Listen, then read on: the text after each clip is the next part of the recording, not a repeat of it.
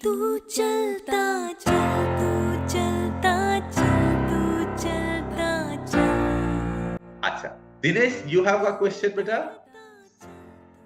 Jain sir, जय sir, Hind. I'm Havaldar Dinesh, belongs to Army Education Corps. Right now, working at National War Memorial, New Delhi. Sir, I wish that I went for SSB till now around 10 to 11 times. And in the previous attempt, one of my colleague has recommended, and he told me your name regarding Colonel Nehru sir is advising very well about the SSB. I heard about you just day before yesterday, and I'm here in session recently. On the yesterday itself, I there was a pop-up message in my phone that Colonel Nehru sir is taking one session on the doubts itself. अच्छा, And so what happened with me is that whenever I think about the SSB, I got imagination of all the failures, and due to that, I stuck off. Till now, I screened out 8 times, and 2 times I was conference out. What to do in such situations? अच्छा, आप ये बताओ दिनेश, आपका अब SSB कब due है?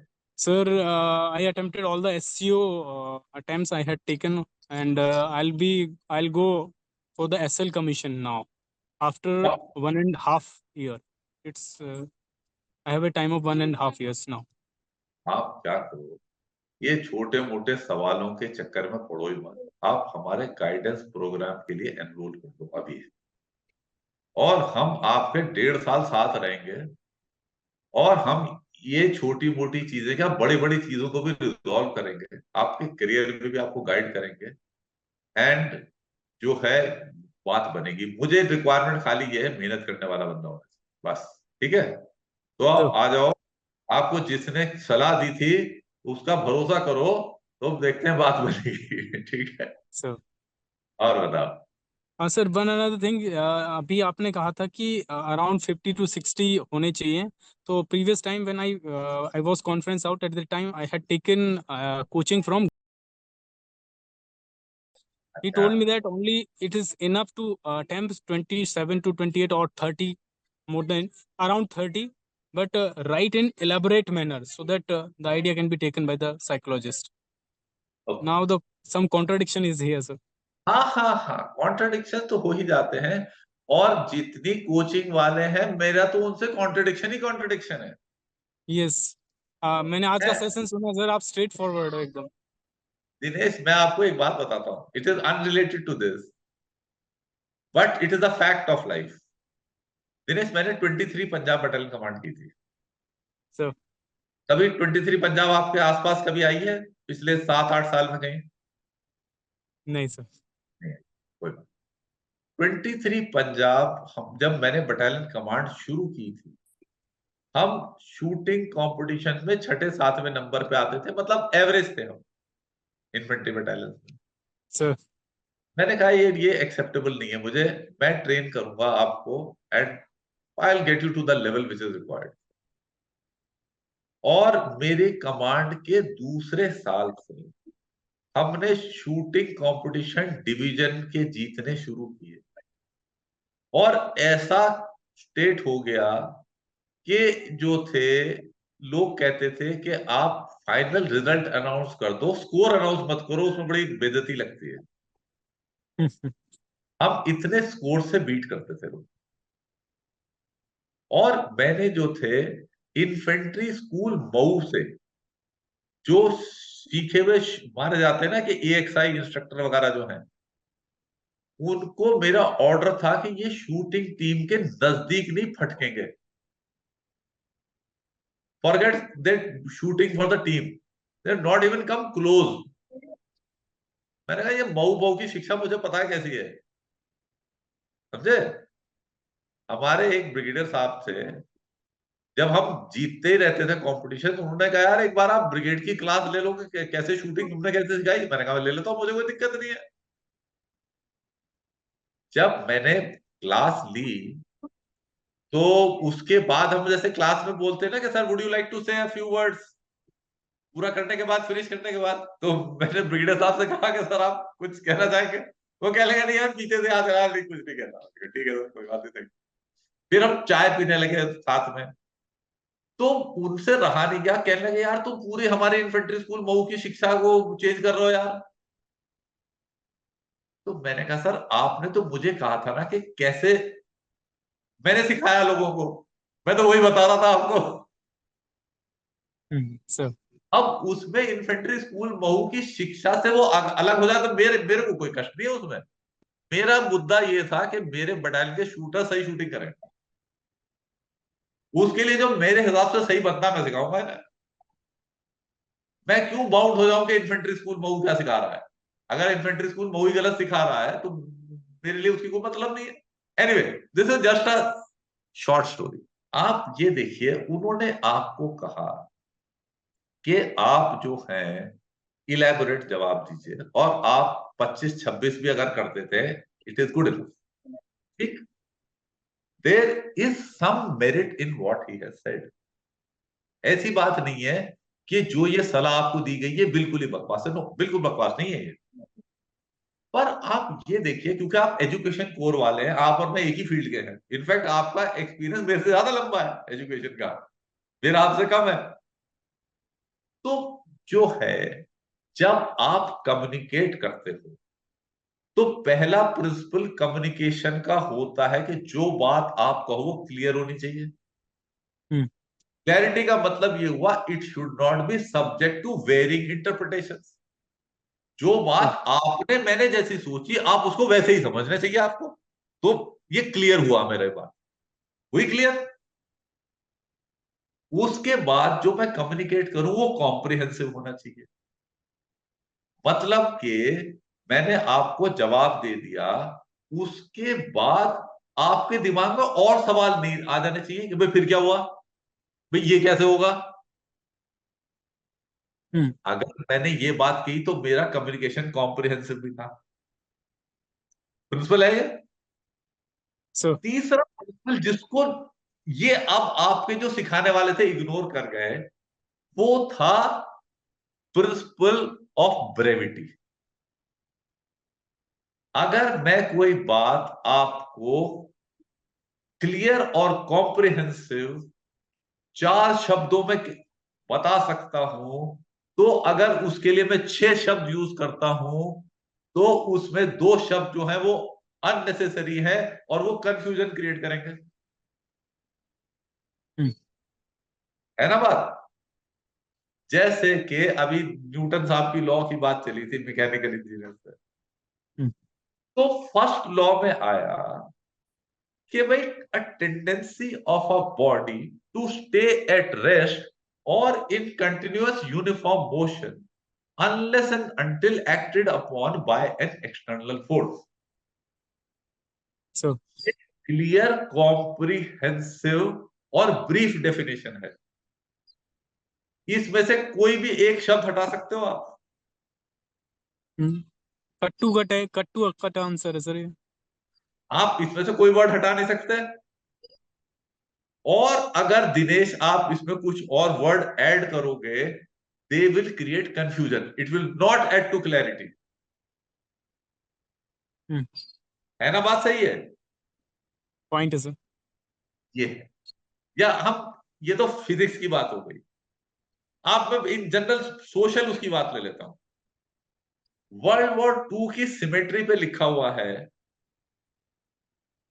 जब अपनी कोहिमा की वॉर सिमेट्री पे, when you go home tell them of us and say for your tomorrow we give our today. इसमें कोई मुश्किल शब्द है? नहीं। इसमें से कोई वर्ड भी आप हटा सकते हो, कोई ऐड कर सकते हो।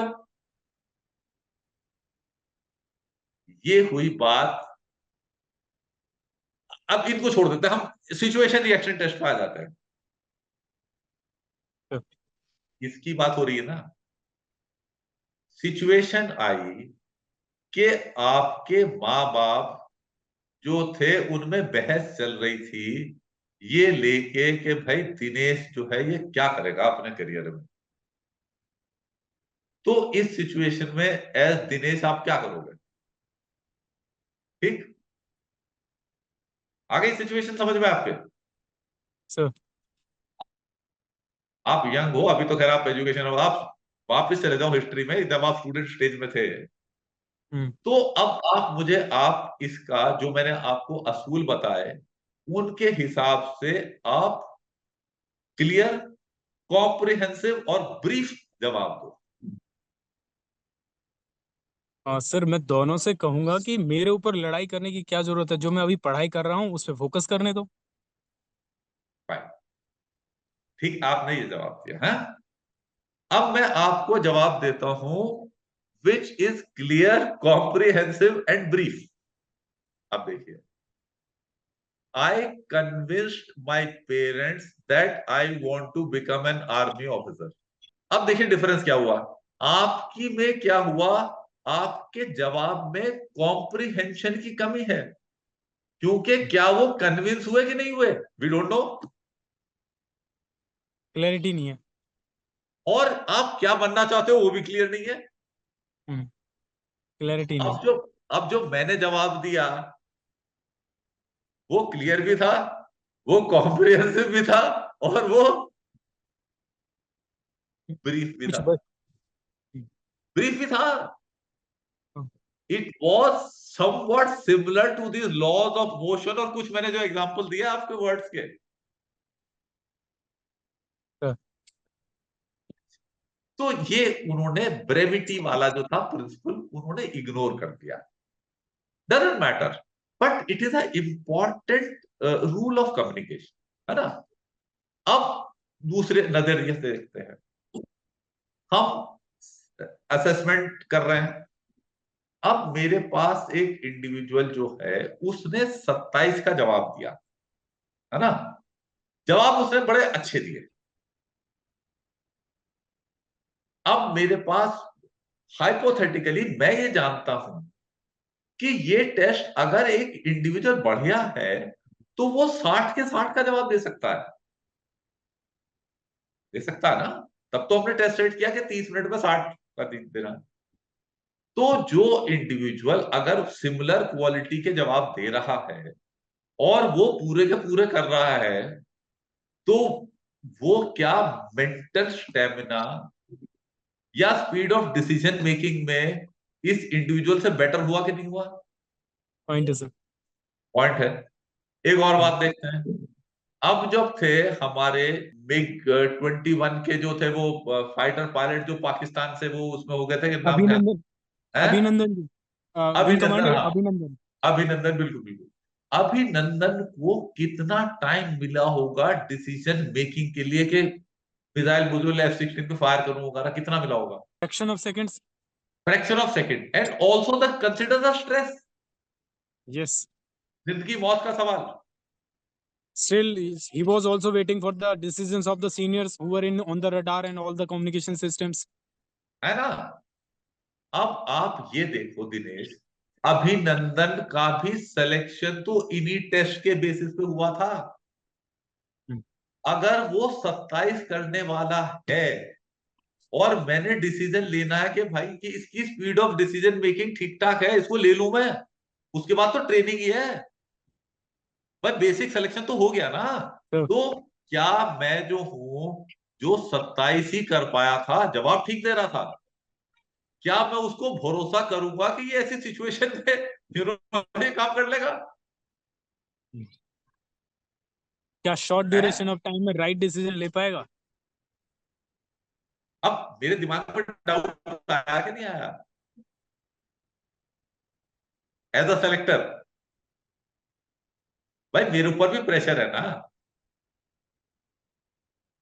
भाई। एक सुसाइड केस हो जाता है, सबकी फाइलें खुल जाती है कि सेलेक्ट किसने किया था, इन्वेस्टिगेशन पूरी होती है, पूरी होती है, कोर्ट ऑफ इंक्वायरी बैठेगी तो पूरी। कैसे सेलेक्ट किया? बैठेगी ना। बैठेगी। आप तो फौजी भाई हो मेरे, आपको सब समझ है पूरी चीजों की। तो भाई अब नेहरू ने उस सिचुएशन का भी जवाब देना कि मैं सेलेक्ट कैसे किया था। तो अब जो मैंने आपको बातें बताई, considering all these arguments, you tell me my point is more valid या जिन्होंने आपको वो बताया था वो ज्यादा वैलिड है? जजमेंट आपके ऊपर है। वैलिड है सर, वैलिड है। जजमेंट आपके ऊपर है। मैं तो ये कह रहा हूँ भाई, देखो मैं बड़ा साधारण आदमी हूँ, मैं सिलेक्शन सिस्टम में गया, मुझे फौज ने सेलेक्ट कर लिया, मैं सेलेक्टर रहा, ठीक है, मैं एवरेज आदमी था, सेलेक्ट हुआ, मैं एवरेज आदमी था, मैं असेसर रहा, सेलेक्टर भी रहा, मेरा कोई भगवान से कनेक्शन नहीं है। मैं बड़ा और साधारण आदमी तब भी था और आज भी हूं। मैं आपको अपनी लॉजिक बता रहा हूं, अगर आपके पास बेटर लॉजिक है तो आप उस पर चल लो, और अगर आपको लॉजिक मेरी ठीक लगती है तो मान लो, क्योंकि मैं आपकी लॉजिक मानने को तैयार हूं। सर वन मोर क्वेश्चन कि क्राइटेरिया कुछ अबव और डाउन होता है कि SCO SL और एक एनडीए कैंडिडेट्स में लेने में? देखिए, selection criteria, OLQs and all other parameters are same, but it is very logical that the maturity level expected of you when you are going for an SL commission is going to be of a higher order than an NDA cadet. Obviously sir. तो अब बड़ी common sense की बात है ये। That is obvious sir. हाँ, तो बस उतना मैच्योरिटी ही लेवल डिफरेंस है, उतना ही डिफरेंस है। और आप आ जाइए हमारे पास, we will work and we will see how things can be worked out. 1.5 years is a good enough time. Let us see how we can improve things. ठीक है? sir. Then sir, thank you very much for sparing your time Dinesh, with us, not sir. at all. Thank you so much for attending our session and raising very valid questions. जब आप question raise करते हो तभी हम जवाब दे पाते हैं, और उसका आपको तो बेनिफिट हुआ होगा, बाकी जो स्टूडेंट अटेंड कर रहे हैं उनको भी बेनिफिट होता है, और जो हमारा प्रोग्राम वगैरह सुनते हैं उनको भी बेनिफिट होता है। Thank you very much. Sir.